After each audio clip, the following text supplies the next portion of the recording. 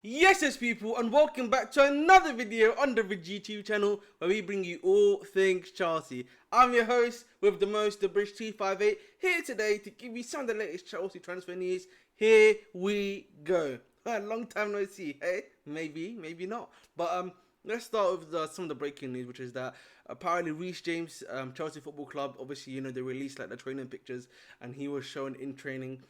Cole Palmer was also shown in training.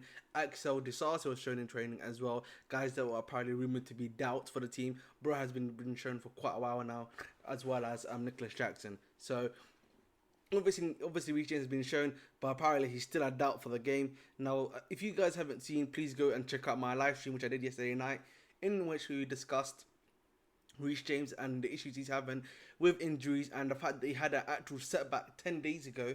So that means while the international break was going on, I think at the start of it, he literally had another setback, essentially, or injury issue that he had to recover from.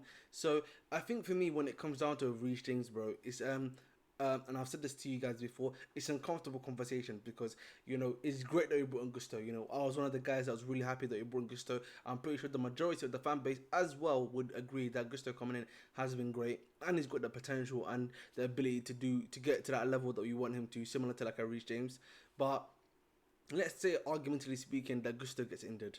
Like, listen, let's not get it twisted. Kukurea came in and he was able to do a job. He did it okay, but let's not get it twisted. He did a job at that place.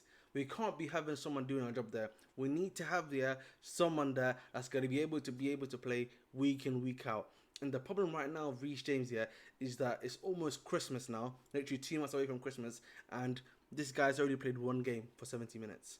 And this is week in, week out football, guys. We're only playing one game a week football. No UCL that's happening right now. No European football at all. And he's struggling right now. Like, let's say he comes back now and he picks up another injury after one game.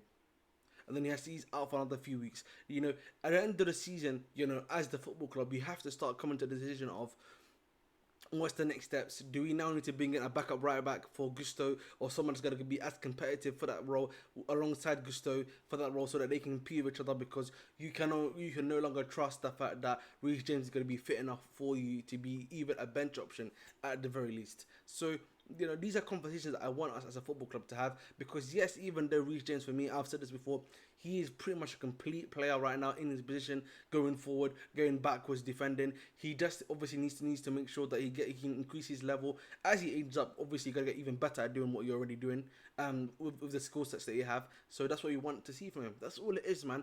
And if there's a need for him to be out for a long time, and at least we know when he comes back, he's gotta be able to play at the very minimum 90% of the games. Let's do that, man. Let us do that, because that's what we, at the end of the day, want for him as a football player. Because remember, he's the captain at the end of the day. So, and like, we already knew Chilwell was injury prone, but if he's out, Chilwell's out. What's the point of Pochettino choosing Reece James captain and Chilwell captain? Because the guys that you've chosen as your Uno and Dos are not even fit enough to play. So it's a real question. This is what I'm saying to you. It's a necessary conversation, in my opinion, to have when we are discussing Reece James. So that's just part one out of the way in regards to that. Obviously, I'm happy to see Axel Disasi is going to be able to play, because again, he's been on a run. He's a great player. I like what he's been doing recently. He's been looking a lot calmer too. And at the end of the day, when you're facing a competition such as Arsenal, you want to be having some of your more experienced players. Axel Disasi has got that experience. 25 years old, really great guy.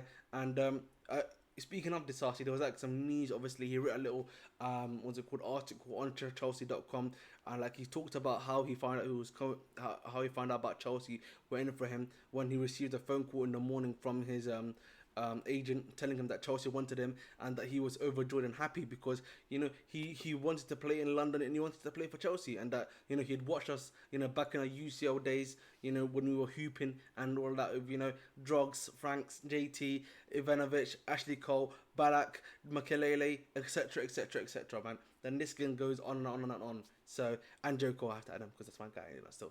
But we move. But so again, this is what happens when you create legacies. You have guys at a new generation that will want to come to play for your club, and we don't want to lose that, while we're in this period of time. So that's all it is really in regard to that. So it does seem like Cole Palmer, Disasi, is going to be pretty much, I think, ready and fit to play. Now, a necessary question to ask is obviously we've seen the way Mudrik's been cooking, been playing. Yes, he was out for the game against Burnley because of the little thigh issue, that thigh knock that he had against Fulham. So I think, if you're Pochettino, you got a selection worry. Do you play Sterling, who had a really good game against Burnley, or do you play Mudrik, who's been having a really great amount of games, great run of games in that left wing position, doing the best that he can? Do you trust him and say, listen, we need to trust the young G here? Let's play Mudrik there. For me personally, I would trust Mudrik for this game. Let him play. Let him do his game in that position. So I would play Mudrik left wing in my opinion, and Cole Palmer on the right in my opinion. So that's just my opinion, of course, at the end of the day. Now, let's move on to some of the other news, which is on the Chelsea actual stadium. So, in regards to the stadium news, Chelsea have been able to purchase 80 million for the Stroll section. So that's the section where where all of those Chelsea pensioners live, which is literally just next to the stadium, just over there. You've probably passed it before when you come from Fulham Broadway towards the stadium. It's that little section there, which looks like a somewhere in France. You know what I'm saying, like one of those France chateaus, as they say. So that's where it is. And at the end of the day, you've been able to buy it for 80 million. Now, how much leeway that's gonna give them in order to build a stadium is a whole different thing entirely. For me, it gives them some space, but it's not like it's not a game changer at the end of the day. That's the thing with it. It's not a game changer. Now, the club is looking apparently to build something around about a 55 to 60k stadium, apparently, or 65k stadium. The problem is, even if you do build a 60 to 65k stadium, you've got another issue going, because the way that stadiums are going now, you're getting stadiums that are now Barcelona's building a 90k stadium, Madrid's got a 90k stadium. Other teams are now trying to expand their stadiums to accommodate 90k. So going from where we are for around about in the mid 40s to like 65 is great, but like if the modern stadiums are now carrying 90k, then what's the point at the end of the day? Do you get what I'm saying? It's much better that we get to that final stage quicker than afterwards, and that's why apparently our new head of our new chief executive is Uranisic, is his name. If you remember, he replaced the previous guy who had some things happen. We will not speak about this on this football channel, and he's still apparently contemplating a move maybe away to maybe our school. And these are, again, I've said this before, it's difficult because I understand from the club standpoint the issues that you're gonna have. Because for me, even if you build a 60 to 65k, you've got issues.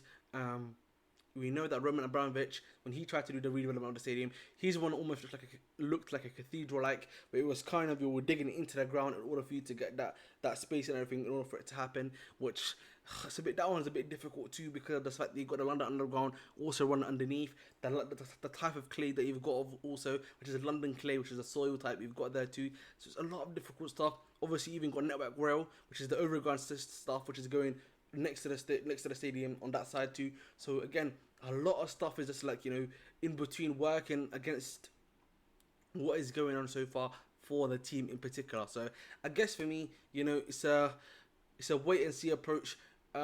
Apparently though, whether or not we like it, even if we are to move, get a new stadium, or make a new stadium, or stay on the actual place that it is, the ownership are looking at maybe going to Twickenham Stadium, and Twickenham obviously it's not too far to run from West, I would say. Via train is only like 20 minutes, something like that.